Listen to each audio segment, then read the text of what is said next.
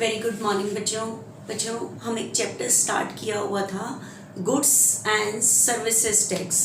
इसके अंदर मैंने आपको बताया था कि when the transactions are made within the state then two tax are levied CGST, SGST.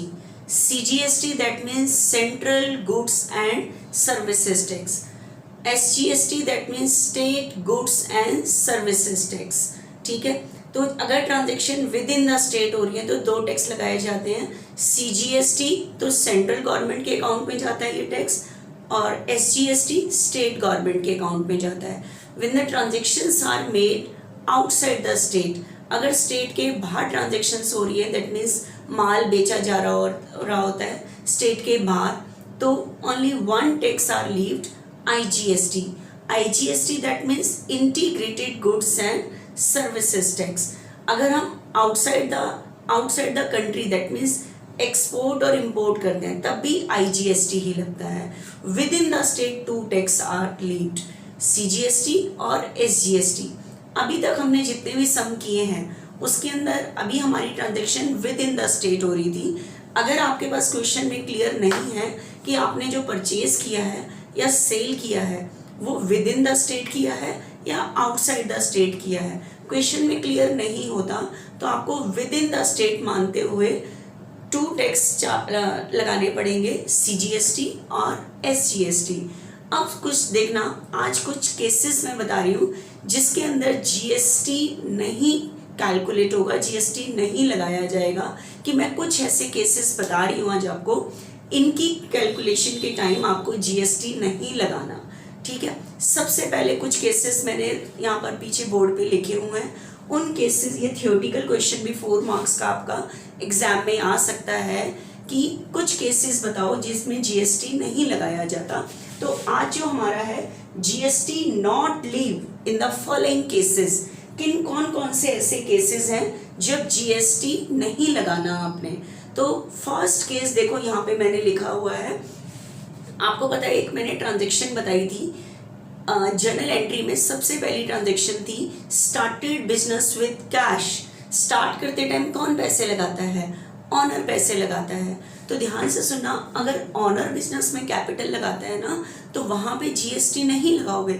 कोई ऑनर ही तो अभी पैसे लगा रहा है, यहाँ कोई ट्रांजेक्शन थोड़ी हो रही है, सेल परचेज थोड़ी हो रही है।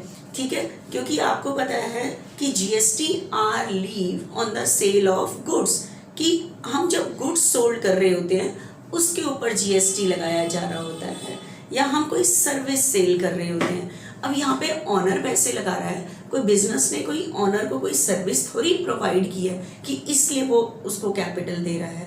ठीक है, तो यहाँ पे कुछ मैं केसेस बता रही हूँ आपको। यहाँ पे आपको जब भी ट्रांजेक्शन आएगी GST नहीं लगाना। तो देखना, फर्स्ट ट्रांजेक्शन आ रही है आपकी, यहाँ पे फर्स्ट केस आ रहा है, सॉरी, अमाउंट, मतलब सिंपल लैंग्वेज में पढ़ूं कि amount invested by honour in business. Business का ऑनर जो बिजनेस में पैसे लगाता है उसे हम कैपिटल कहते हैं। तो आपको पता है बिजनेस में आएगा क्या? कैश। किसने लगाया है? ऑनर ने। तो एंट्री बनती है cash account debit to capital. लेकिन जब ऑनर पैसे लगाता है तो वहां पे आपको GST नहीं लगाना। कभी आप कहो कि कैपिटल है, यहाँ भी GST की कैलकुलेशन होगी, नो।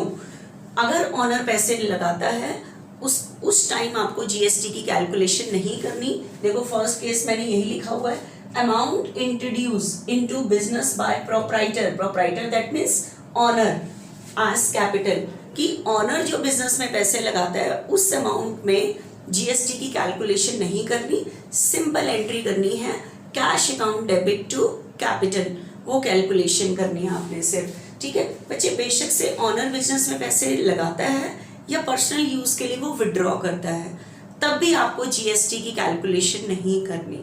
ठीक है, कई बार आता है ना, when the owner withdraw the amount from business for his personal use. अगर बिजनेस का ऑनर अपने पर्सनल यूज के लिए बिजनेस से पैसे निकालता है, that amount is known as drawings. उस अमाउंट को हम क्या कहते हैं? ड्रॉइंग्स कहते हैं। तो उस टाइम भी आपको GST की कैलकुलेशन नहीं करनी, मतलब आपने सीधा उसकी एंट्री कर देनी है कि पर्सनल एक्सपेंस के लिए क्या वर्ड यूज होता है? ड्रॉइंग्स। और बिजनेस से चला क्या जाएगा? कैश। तो टू कैश। उस टाइम भी आपको जीएसटी की कैलकुलेशन नहीं करनी। मतलब ओवरऑल रिजल्ट क्या लिखा कि ऑनर अगर बिजनेस में पैसे लगाता है उसको हम कैपिटल कहते हैं, और ऑनर बिजनेस से पैसे निकालता है तो उसे ड्रॉइंग्स कहते हैं। तो दोनों केस में जीएसटी की कैलकुलेशन नहीं करनी। तो ध्यान रखना, कभी भी क्वेश्चन आ रहा है कि started business with cash, that means amount which is invested by owner, amount invested by owner या amount withdraw by owner for his personal use, तो इन दोनों केस में आपको जीएसटी अगर क्वेश्चन में है इसकी इस ट्रांजैक्शन की एंट्री डायरेक्ट कर देनी है, जीएसटी की कैलकुलेशन नहीं करनी है आपने। ठीक है, तो देखो फर्स्ट दोनों केस ऑनर से रिलेटेड हो गए कि ये तो फर्स्ट केस हो गया कि ऑनर ने बिजनेस में कैपिटल लगाई है, और दूसरा केस मैंने देखो यही लिखा हुआ है amount withdraw by proprietor, proprietor that means owner for personal use. अगर ऑनर अपने पर्सनल यूज के लिए पैसे निकालता है तो उस केस में भी जीएसटी की कैलकुलेशन नहीं होगी, क्योंकि ये सारे केस मैंने वही लिखे हैं कि जिन केसेस में आपको जीएसटी नहीं कैलकुलेट करना, नहीं लगाना, दैट मीन्स। ठीक है, तो मेरी ख्याल से ये दोनों केस आपको याद रहेंगे। दैट मीन्स ऑनर अगर बिजनेस में कैपिटल लगाता है या पर्सनल यूज के लिए बिजनेस से पैसे विड्रॉ होते हैं, दोनों केस में आपको जीएसटी की कैलकुलेशन नहीं करनी है बच्चे। ठीक है, उसके बाद नेक्स्ट उसमें आना, देखो दो दो पार्ट बने हुए हैं, ये जो मैं जितने भी पार्ट बताऊंगी ना, दो दो केस हैं अलग अलग इस तरह से। ये अभी लास्ट में आएंगे तब केस बना के ग्रुप बना दूंगी, लेकिन अब ये 3 ग्रुप लाइन से याद करने के लिए। ठीक है, क्योंकि थियोरेटिकल क्वेश्चन भी आता है कि describe some cases in which GST not levy, ऐसे कुछ केसेस एक्सप्लेन करो जब जीएसटी नहीं लगाया जाता। ठीक है, तो ये थियोरेटिकल क्वेश्चन जो मैं आज ये समझा रही हूँ, ये न्यू बुक में आपके पास पेज नंबर 10.13 पे है, तो आपने ये थियोरेटिकल पोर्शन याद भी कर लेना है आज। ठीक है, तो इस लेक्चर से रिलेटेड थियोरेटिकल पोर्शन आ रहा है, तो आज आपने ये थियोरेटिकल पोर्शन लर्न कर लेना है, पूरे ये जो केसेस दिए हुए हैं।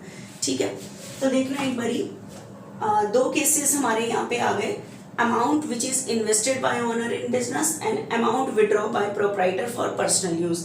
अब नेक्स्ट देखना बच्चे, अगर हम हमारे बिजनेस में पैसे हम बैंक में डिपॉजिट करके आए या बैंक से पैसे निकालें, हमारा ही तो पैसा है, यहाँ कोई ट्रांजेक्शन थोड़ी हो रही है, हम अपना पैसा ही तो बैंक में जमा करके आ रहे हैं, कुछ परचेज खरीद थोड़ रहे हैं, हम बैंक में पैसे जमा करके आ रहे हैं या बैंक से पैसे निकाल रहे हैं। इस केस में भी जीएसटी की कैलकुलेशन नहीं होगी, क्योंकि बैंक के पैसे तो हमारी एसेट हम सिर्फ जमा करके आ रहे हैं बैंक में।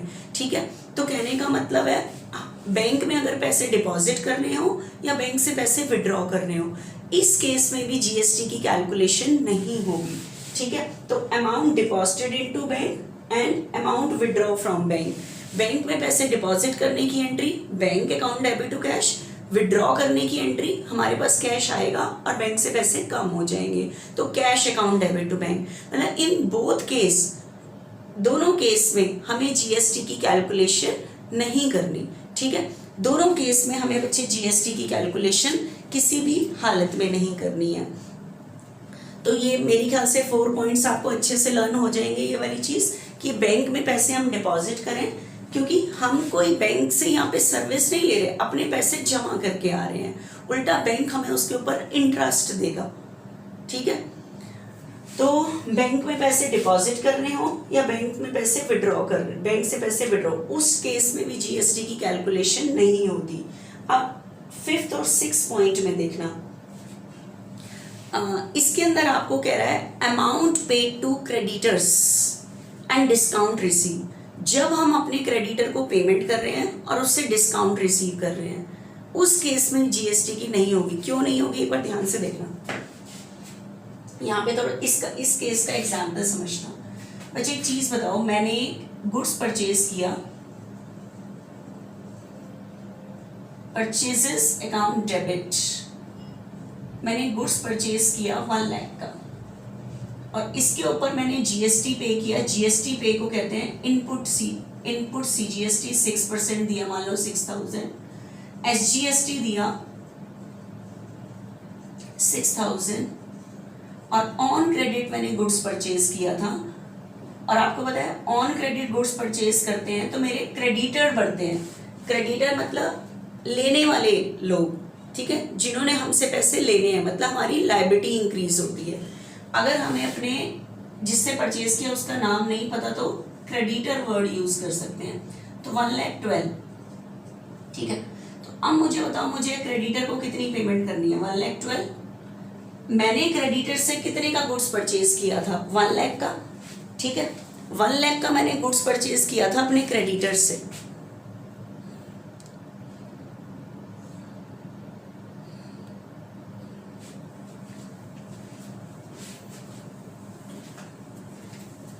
बच्चे, हमने अपने क्रेडिटर से 1 लाख का गुड्स परचेज किया था, ध्यान से देखना, 1 लाख का, और उसके ऊपर जीएसटी इतना, एसजीएसटी, टोटल लायबिलिटी इतने से इंक्रीज हो गई थी। तो ये जो मैंने क्रेडिटर को पे करना है, ये जीएसटी इंक्लूड करके ही तो है। अब मुझे बताओ, अब मैं इस क्रेडिटर की पेमेंट कर रही हूँ 1,12,000, मैं इस क्रेडिटर की अपनी लायबिलिटीज की पेमेंट कर रही हूँ 1,12,000, ठीक है। और इसकी इस पूरी पेमेंट के बदले मैंने 1,10,000 पे किया और 2,000 का मुझे डिस्काउंट रिसीव हुआ। अब मुझे बताओ, जब मैं ये इस क्रेडिटर की पेमेंट कर रही हूँ, क्या जीएसटी दोबारा लगाऊंगी? हमने गुड्स परचेज किया था उस टाइम ही तो जीएसटी लगाया था, जीएसटी पे किया था और मेरी लायबिलिटी बढ़ गई थी। अब तो मैं सिर्फ इस लायबिलिटीज की क्या कर रही हूँ, पेमेंट। तो दोबारा इस ट्रांजेक्शन पे, इस केस में दोबारा थोड़ी जीएसटी की कैलकुलेशन करूंगी। जीएसटी की कैलकुलेशन तो परचेज करते टाइम होते, परचेज करते टाइम आपने जीएसटी पे किया और आपकी यहाँ लायबिलिटी इंक्रीज हो गई, ठीक है। अब तो सिर्फ आप क्रेडिटर्स की क्या कर रहे हो, पेमेंट। तो इस केस में दोबारा जीएसटी की कैलकुलेशन नहीं करोगे, क्योंकि जीएसटी की तो कैलकुलेशन परचेज करते टाइम है यहाँ पे, ठीक है। तो फिफ्थ केस यही आ गया, amount paid to creditor and discount receive, कि अगर आप अपने क्रेडिटर की पेमेंट कर रहे हो और डिस्काउंट रिसीव हो रहा है तो उस टाइम भी जीएसटी दोबारा कैलकुलेट नहीं करोगे, क्योंकि वो परचेज की एंट्री में पहले से हो चुका है, ठीक है। नेक्स्ट देखना, मतलब थ्योरेटिकल पोर्शन भी करना है पूरा समझते हुए कि क्यों हो रहा है और कैसे हो रहा है। नेक्स्ट देखना, नेक्स्ट ट्रांजेक्शन, नेक्स्ट केस मेरे पास आ रहा है, amount receive from debtors. Debtor से अमाउंट रिसीव करते टाइम, और डेटर से जब हमें अमाउंट रिसीव होगी तो हमें डिस्काउंट अलाउ करना पड़ेगा, ठीक है। तो देखना, इस केस में भी कह रहे हैं जीएसटी की कैलकुलेशन नहीं होगी। अब मुझे बताओ, हमने गुड्स सोल्ड किया 1 लाख का, सेल करते टाइम हम जीएसटी कलेक्ट करते हैं, जीएसटी कलेक्ट को कहते हैं आउटपुट, सीजीएसटी मान लो 6%, 6,000, आउटपुट एसजीएसटी 6,000। तो बताओ मैंने कितने का गुड्स सोल्ड किया? 1 लाख। कितना जीएसटी कलेक्ट किया? 12,000। अगर मैंने ये सेल ऑन क्रेडिट सेल की है तो बताओ मेरे क्या बढ़ जाएंगे? डेटर। तो किसी ने हमारे पैसे देने हैं, डेटर्स बढ़ जाएंगे 1,12,000 से। अगर मैंने ये ऑन क्रेडिट सेल किया है तो मेरे क्या इंक्रीज हो जाएंगे? डेटर्स इंक्रीज हो जाएंगे, ठीक है। तो अभी मेरे डेटर इंक्रीज हो गए, किसी ने हमारे इतने पैसे देने हैं। अब मुझे बताओ, ये डेटर मुझे कैश दे रहा है, ठीक है। नेक्स्ट एंट्री में कैश अकाउंट डेबिट,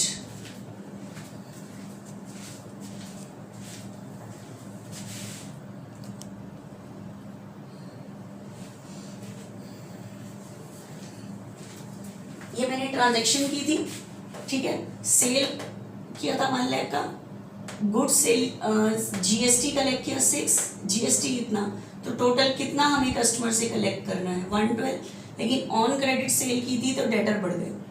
अब डेटर मुझे कैश दे रहा है, डेटर ने कितना कैश देना था? 1,12,000, लेकिन उसने 110 दिया इन फुल सेटलमेंट। तो मैंने क्या अलाउ किया? डिस्काउंट 2,000, और मेरे डेटर क्या हो गए? डिक्रीज 1,12,000।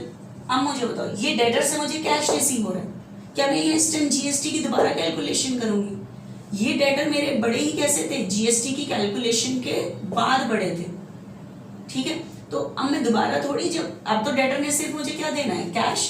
जीएसटी की तो कैलकुलेशन कब होती है? जब गुड्स सोल्ड हो रहा था उस टाइम कैलकुलेट करना था, ठीक है। तो उस टाइम कैलकुलेट करने के बाद डेटर बढ़ गए थे। अब तो डेटर से मुझे सिर्फ क्या रिसीव हो रहा है? कैश। तो डेटर से अगर कैश रिसीव हो रहा है और डिस्काउंट अलाउ कर रहे हैं तो उस टाइम भी जीएसटी की कैलकुलेशन नहीं होगी। तो वही 6 पॉइंट यही है, amount receive from debtor and discount allowed. Debtor से कैश अमाउंट रिसीव करते टाइम और डिस्काउंट अलाउ करते टाइम कोई जीएसटी की कैलकुलेशन नहीं होगी, जीएसटी नहीं लगाया जाएगा। ठीक है, अब इसी केस से रिलेटेड ध्यान से देखना। नेक्स्ट पॉइंट है बैड डेट्स रिटर्न ऑफ। आपको मैंने एक पॉइंट बताया था bad debts, if any debtor is unable to pay his amount due, अगर कोई डेटर अपनी ड्यू अमाउंट देने में अनेबल हो जाता है ड्यू टू हिज इंसॉल्वेंसी, अपनी इंसॉल्वेंसी की वजह से अगर वो अपनी अमाउंट देने में अनेबल हो जाता है तो that amount is treated as bad debts. उस अमाउंट को हम क्या कहते हैं बच्चे, बैड डेट्स कहते हैं। ठीक है, तो अब ध्यान से सुनना, आपको मैंने बताया था कि पैसे बैड होना हमारे लिए लॉस है and loss always be debited, और इस अमाउंट के लिए हम बैड डेट्स को डेबिट करते हैं। तो अब मुझे बताओ, आपने ये गुड्स सोल्ड किया था, ठीक है, ये सेल किया, इतना जीएसटी कलेक्ट किया, लेकिन ये सारा गुड्स ऑन क्रेडिट सेल हुआ था तो इसलिए डेटर बढ़ गए थे, तो किसी ने हमारे पैसे देने थे। लेकिन अब ये डेटर इंसॉल्वेंट हो गया, क्या हो गया है, insolvent, and nothing will be recoverable, कुछ भी रिसीव नहीं होगा। ठीक है, तो कुछ भी रिसीव नहीं होगा तो बैड डेट्स हो गए। तो अब मुझे बताओ बैड डेट्स की एंट्री क्या होगी, डेटर डेबिट है, डिक्रीज पे क्रेडिट, अब कैश नहीं आएगा, ये अमाउंट बैड हो गई, ये मेरे लिए लॉस है and loss always be debited, और इस लॉस का नाम क्या रखते हैं, बैड डेट्स। तो बताओ मेरी एंट्री क्या बनती है बैड डेट्स की, bad debts account debit to debtor. अब बताओ क्या ये जो बैड डेट्स हो रहे हैं क्या मैं जीएसटी दोबारा कैलकुलेट करूं, ये जीएसटी कैलकुलेट करने के बाद ही तो मेरे डेटर बढ़े थे, वही डेटर ही तो बैड डेट्स हो रहे हैं, तो हर ट्रांजेक्शन में थोड़ी जीएसटी कैलकुलेट करोगे, जीएसटी लगाओगे। ठीक है, तो अगर हमारे डेटर देखो सेल करते टाइम ही डेटर बढ़े थे और वही डेटर बैड हो रहे हैं, तो यहाँ दोबारा जीएसटी की कैलकुलेशन मत कर देना। तो यही पॉइंट लिखा हुआ है बैड डेट्स रिटर्न ऑफ, कि अगर बैड हो जाते हैं पैसे तो उस टाइम भी जीएसटी की कैलकुलेशन नहीं होगी। And next case bad debts recovered. Bad debts recovered ये क्या होता है, आप मुझे बताओ, अगर ये जो 1,12,000 थे ये बैड डेट्स हुए थे, मैंने डेटर का अकाउंट क्लोज कर दिया था, एक साल के बाद मुझे बैड हुई अमाउंट रिसीव हो गई, बैड हुई अमाउंट क्या हो गई, रिसीव। ठीक है, ये जो डेटर मेरे बैड हो गए थे, कुछ टाइम के बाद मुझे ये पैसे रिसीव हो गए।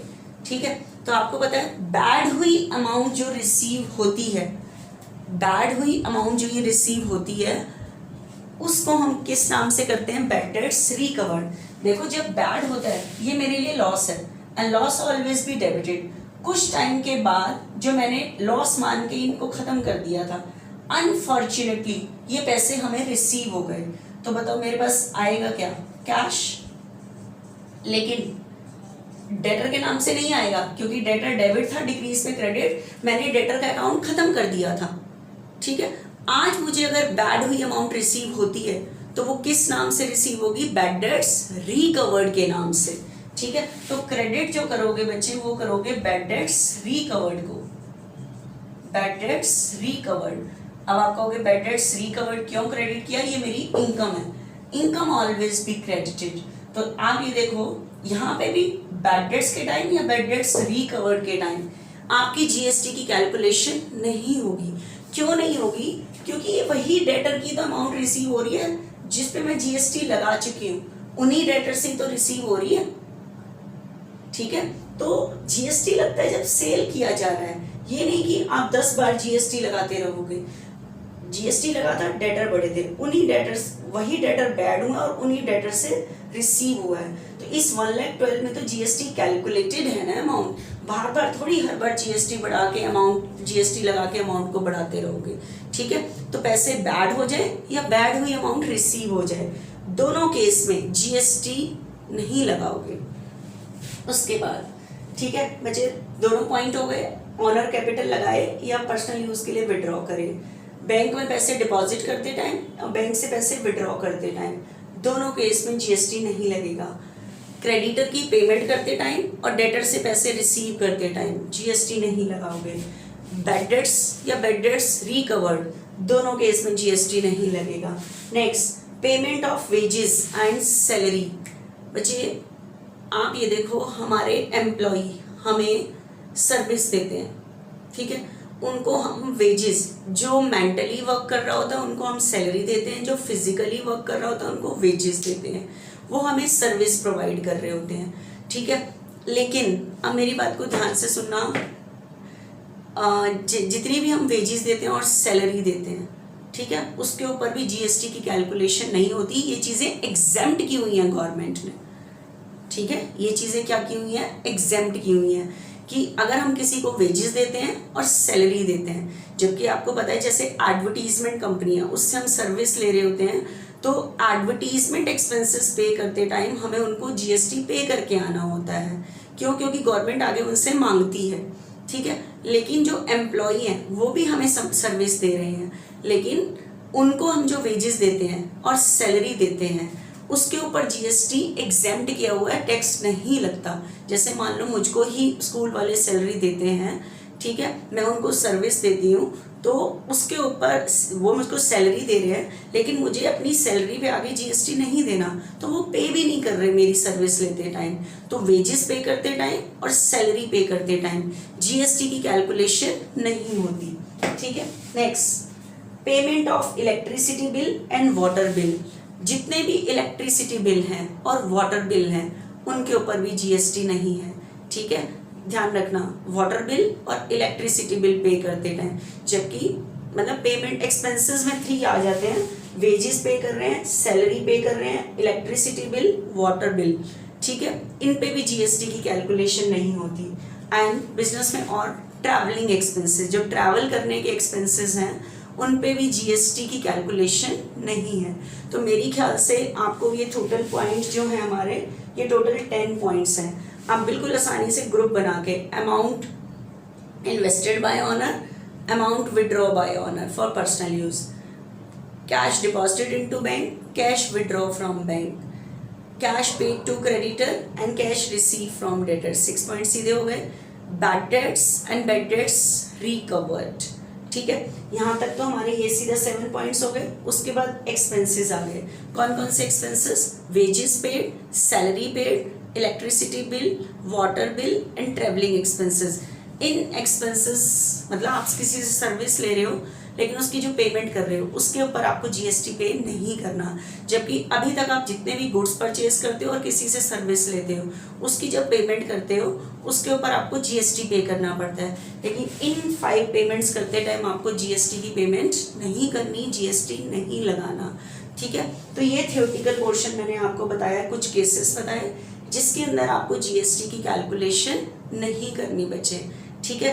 तो ये आज आपने पूरा पोर्शन एक बार समझना है, और बुक में ये मैंने आपको पेज नंबर बता दिया है। इलस्ट्रेशन 5th से पहले दिया हुआ है, आपने ये लर्न कर लेना है, क्योंकि ये एग्जाम में 4 मार्क्स का क्वेश्चन आता है इस तरह का कि कुछ केसेस बताइए जिसके अंदर जीएसटी की कैलकुलेशन नहीं होती, ठीक है। इसके बाद हम नेक्स्ट इलस्ट्रेशन करते हैं बच्चे, इलस्ट्रेशन 5 नेक्स्ट लेक्चर में। आज आप ये थियोरेटिकल पोर्शन पूरा लर्न कर लेना है और नोटबुक में लिखना भी है बच्चे आपने, ठीक है।